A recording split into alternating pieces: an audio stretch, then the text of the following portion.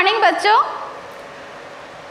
आज हम कक्षा 7 हिंदी विषय में 5वां पाठ पोथी, जो कि पहला भाग हम लोग पहले वीडियो में पढ़ चुके हैं, उसका दूसरा भाग आज पढ़ेंगे और साथ ही उसके प्रश्न उत्तर भी करेंगे। तो हम लोग देर ना करें, शुरू करते हैं। नदी की ओर जाते हुए वह अपने खेतों में लहलहाते धान के पौधों को देखकर खुश हुआ। 1-2 सप्ताह में पौधों के बीच निकौनी का काम शुरू करना पड़ेगा। नदी की ओर जाते हुए वह मतलब बुधन मछली पकड़ने के लिए जा रहा था। तो नदी को जाते समय वो क्या देखता है, खेतों में अपने धान सबको देख रहा था और वो देखकर धान के पौधे देख खुश भी हो रहा था कि 1-2 सप्ताह के बीच में निकौनी का काम, निकौनी मतलब जो फसल के साथ ही जो खरपतवार सब उगाते हैं उनको साफ करना। कितनी भी कोशिश कर लो, खेतों में अनचाहे जंगली पौधे निकल ही आते हैं। इन्हें निकालने के लिए माँ ही आती है। घर में भात तियन रांधने के बाद छाता लेकर वह खेतों में निकौनी के लिए आ जाती है। तो जितने भी हम कोशिश करें कि खेतों में खरपतवार या घास सब ना आए, चाहे घास सब मगर फिर भी आ जाता है, तो उन्हें साफ करने के लिए कौन आएगा? बुधन की माँ, जो कि घर के सारे काम खत्म करके भात और सब्जी पकाकर छाता लेकर के वह आएंगी। आधा दिन झुककर जंगली घास निकालते निकालते उसकी कमर में दर्द हो जाता है, लेकिन करे भी तो क्या करे, निकौनी बहुत ज़रूरी है। लेकिन माँ इस दौरान खेतों में पौधों के बीच घोंघी भी बीनती जाती है। जब भी माँ निकौनी के लिए जाती, घोंघी ज़रूर लेकर आती है। फिर उन्हें उबालकर बेल पेड़ के कांटे से निकाल लेती। तो जब भी बुधन की माँ आती है निकौनी के लिए, जो खेतों में जो घास साफ करने के लिए, तो क्या करती है, साथ साथ वो घोंघी भी चुनती है और फिर उसे उबाल कर बेल पेड़ के कांटे की सहायता से उसे निकालती है। नदी के मुहाने पर पहुंचकर बुधन जाल वाला झोरी निकालकर दोहर की ओर से आने वाले नाले में डालता और फिर उसे उठा लेता।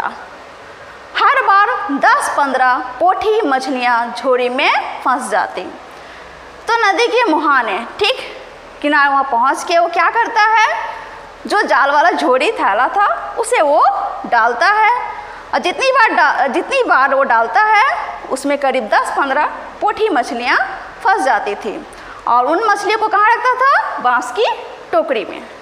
क्योंकि पिछली रात जोर से बारिश हुई थी, इसलिए पानी मटमैला हो गया था, इसलिए पानी के अंदर वह देख नहीं पा रहा था। अंदाज से ही वह अपना जाल डालता और मछलियाँ फंसने पर उत्साहित होकर उल्लसित होता। तो बारिश हुई थी जिस वजह से नदी का पानी क्या हो गया था, थोड़ा गंदा हो गया था, मटमैला हो गया था। तो वो अंदाज से ही अपना झोरी वो डालता था न पानी में और उसमें कुछ मछलियाँ फंस जाती थी। जैसे मछलियाँ फंसती थी वो बहुत खुश होता था। उसका कुत्ता भोलू एक टिटिहरी के पीछे भौंकता हुआ दौड़ा। दरअसल बुधन ने जाल में मछलियों के साथ फंसे मेढक के बच्चे को दूर फेंक दिया था। टिटिहरी ताक में थी, वह उसकी ओर झपट पड़ी। भोलू ने समझा बुधन की मछली चिड़िया ले भाग रही है, वह उसके पीछे भौंकता हुआ भागा। तो मछलियों के साथ जो अन्य छोटे छोटे जो जीव होते हैं, जैसे कि यहाँ दिया है मेढक, तो मेढक भी आ जाता है। तो बुधन क्या करता है, उस मेढक को दूर फेंक देता है। तो पास ही एक पक्षी टिटहरी वो ताक में थी कि कब उसे खाने को मिले। तो टिटहरी उस मेढक के पीछे दौड़ लगाती है, उड़ जाती है। तो उसका जो कुत्ता था बुधन का, भोलू नाम का, तो समझता है कि कहीं बुधन की मछलियाँ तो नहीं खा रहा है, तो वो टिटहरी के पीछे दौड़ता है। 1-आध घंटे तक मछली मारने के बाद बुधन घर की ओर लौटने लगा। पोठी मछलियों से उसकी आधी टोकरी भर गई थी। पहले तो गरई और अन्य छोटी मछलियाँ भी मिल जाती थी, लेकिन अब मछलियाँ भी कम आने लगी थी। इसके पीछे भी एक बड़ा कारण था। पहले गाँवों में किसान अपने खेतों में लगी फसल के लिए गोबर और घास आदि से बनी खाद ही डाला करते थे। तो अभी पहले की अपेक्षा खेतों में बहुत कम मछलियाँ मिल रही है। तो इसका कारण क्या बताया गया है?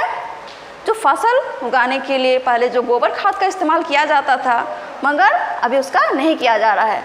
क्या किया जाता है? लेकिन अच्छी पैदावार बढ़ाने के नाम पर चालानी खाद, यूरिया और सल्फेट का प्रचार प्रसार किया जाने लगा। तो गांव के लोगों ने गोबर खाद की जगह या चालानी खाद डालना आरंभ कर दिया। तो अच्छी फसल के लिए, फसल की पैदावार बढ़े बोल के गोबर खाद की जगह अभी रासायनिक खाद, यूरिया, सल्फेट, इन सब खादों का इस्तेमाल किया जाने लगा। धान के पौधों को कीट पतंगों से बचाने के लिए पहले गांव के लोग नीम, सिंदुआर और करम पेड़ की डालियां खेतों में गाड़ देते थे।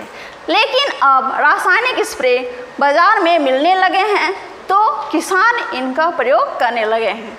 साथ ही पौधों से कीट पतंगों को हटाने के लिए, भगाने के लिए क्या किया जाता है? रासायनिक स्प्रे का भी इस्तेमाल किया जाने लगा है। इसका विपरीत असर खेतों के पानी में पलने वाली मछलियों और अन्य जीव जंतुओं पर पड़ने लगी है। छोटी मछलियों में बुदू मछली तो इन रासायनिक दवाओं को बर्दाश्त ही नहीं कर पाती है। गेतू और गरई किसी तरह इन्हें सहन कर लेती है। तो इन रासायनिक उर्वरक और रासायनिक स्प्रे के चलते जो खेतों में मछलियाँ पाई जाती थी, इस पर इसका बहुत बुरा प्रभाव पड़ रहा है। खेतों से छोटी मछलियाँ सब जो बुदू और गरई है वो ख़त्म हो रही है, बहुत कम मिल रहा है।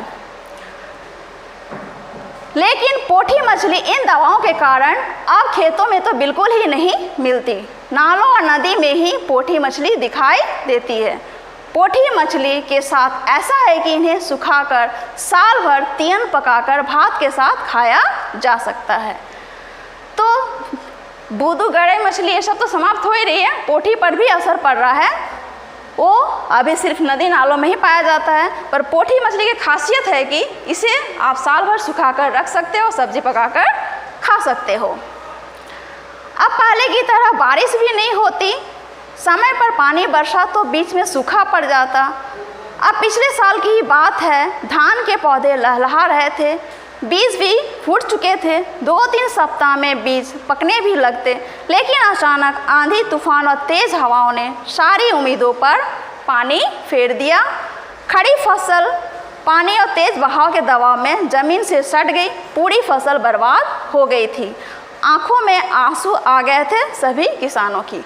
और पिछले साल की ही बात है कि जो फसल तैयार खड़ी थी, बीज भी फूट चुके थे, तो अचानक ही आंधी तूफान आ गया, जिससे कि खड़ी फसल पूरी बर्बाद हो गई।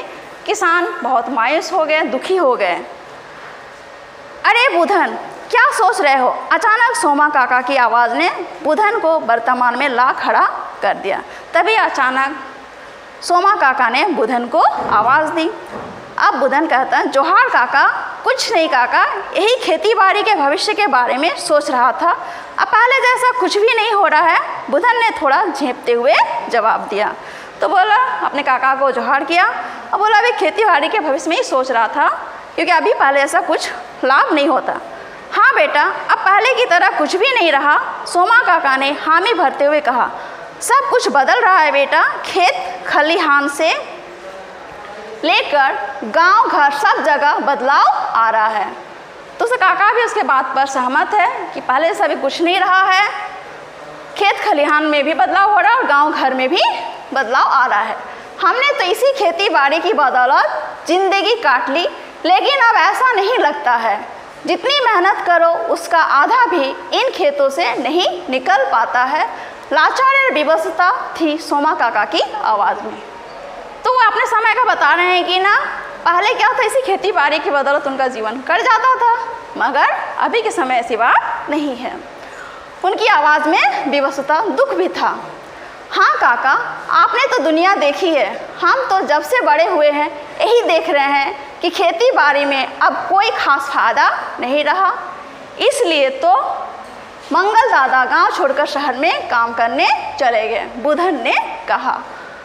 तो वो काका से भी सहमत है कि हाँ काका, आप तो बुजुर्ग हैं, आप तो दुनिया देख चुके हैं, और मेरे दादा भी इसी वजह से गांव छोड़कर शहर चले गए, क्योंकि अभी खेती बाड़ी में कुछ खास फायदा नहीं हो रहा। अब काका कहते हैं हाँ, मौसम का ही हाल रहा तो गांव में रहेगा कौन? पेट भरने के साथ तन ढकने के लिए कपड़ा लत्ता और अन्य चीज़ों की भी तो दरकार है। धान बेचे या बचा कर खाए, बस धीरे धीरे जवान लोग तो गांव छोड़कर शहर की ओर चले ही जाएंगे। सोमा काका की आवाज़ में निराशा साफ झलक रही थी। तो खेती बाड़ी में कुछ खास फायदा नहीं हो रहा था। अचानक कभी बारिश होती है, कभी नहीं होती है, तो जिस वजह से किसानों को सब कुछ खास फायदा नहीं होता था। तो गांव के जितने भी युवा हैं काम करने के लिए शहर की ओर जाने लगे थे। बुधन सोचने लगा, खेतों से गरई, गेतू और बूदू मछलियाँ तो गायब हो रही है, बस बच गई यह पोठी मछली। अब बुधन भी सोचने लगा कि हाँ, अब खेतों में जो इस तरह के रासायनिक खादों और जो स्प्रे का इस्तेमाल किया जा रहा है, तो इससे जो छोटी छोटी मछलियाँ वो तो ख़त्म हो ही रही है, तो बच गया कौन? सिर्फ पोठी। तो आज हमारा ये कहानी समाप्त होता है। तो थोड़ा हम लोग अभी इसके प्रश्न उत्तर कर लेते हैं। पहला प्रश्न है, बुधन क्यों खुश था? उसे नींद क्यों नहीं आ रही थी? बुधन क्यों खुश था? बुधन खुश था क्योंकि क्या हुई थी? रात को अच्छी बारिश हुई थी और इसलिए वो बहुत सारी मछलियाँ पकड़ पाता। उसे नींद क्यों नहीं आ रही थी?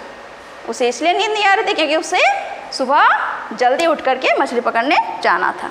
दूसरा प्रश्न है, बुधन का आदर्श उसका बड़ा भाई क्यों था?